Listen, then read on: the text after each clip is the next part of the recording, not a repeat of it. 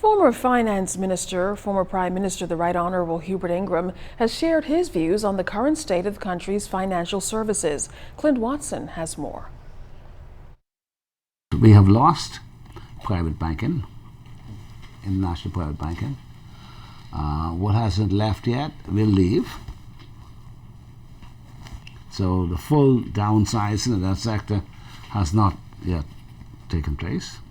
A bleak forecast for the financial services sector from the former finance minister and leader of the country, the Right Honourable Hubert Ingraham.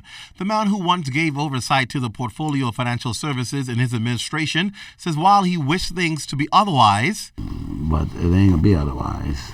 The developed world is determined to squeeze small places like the Bahamas where they claim their tax dollars are hidden, and we'll find something else. So we haven't seen the worst of it in financial services? No, you have not.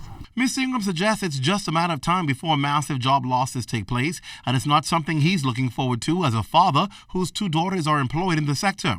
But he believes it may not be all doom and gloom for professionals in the sector. Man, you call there'll be some opportunities for some Bahamians who are in that sector, who have experience and skills, etc. They might relocate elsewhere. The former finance minister says it all began during the country's blacklisting in 2000, and despite all of the steps taken by his administration to make the Bahamas compliant again, he admits he knew they were only postponing the inevitable, not avoiding it for good. Buying time. Looking the inevitable in the face and saying, I can buy another 5 years, I can buy another 10 years, etc. But knowing full well that I cannot buy it in perpetuity, that it's going to end. And they're squeezing it more and more now. He says other local commercial banks will only be able in the long run to conduct domestic business within the Bahamas and nothing overseas, all a result of delisting. Mr. Ingraham says this squeeze has all to do with concerns over money laundering, which opens the door, in his opinion, to a bigger problem for the Bahamas. The unregulated number business in the Bahamas is going to cost this country untold damage. Untold damage.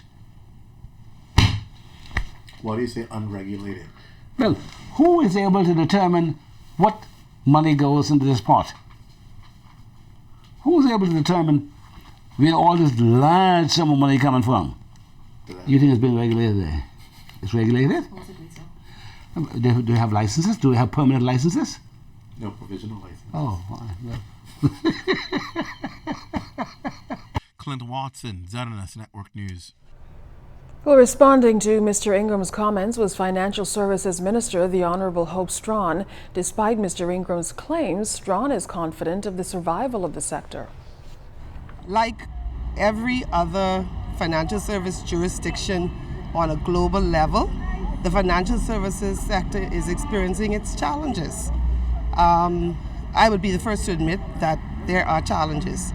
The challenges have to do a lot with, I guess, the extreme, intense global regulatory environment that's been created by the international organizations like the OECD. And of course, the IRA in the United States has insisted that, and like most countries nowadays, that the persons who would be doing business offshore out of their jurisdictions and who have accounts in offshore jurisdictions are complying with their tax laws. And the Bahamas has very successfully implemented FATCA, the Foreign Account Tax Compliance Act. We have set up a system through the Ministry of Finance. They are what we call the competent authority that actually reports on these accounts. And we have had a very smooth transition in that respect. Speaking to the automatic exchange of information, Minister Strachan says all financial centers are required to comply with laws on transparency. Bahamas is no different from any other financial center. And we, of course, are implementing all of the regulatory procedures.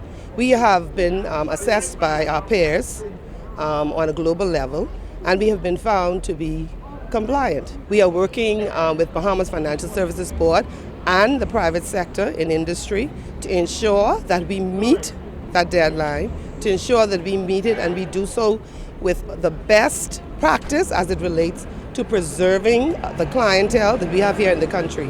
While there are challenges, as with a lot of other sectors, you have to just work to meet those challenges, and that is exactly what we're doing. Financial services industry is not dead in any way in this country.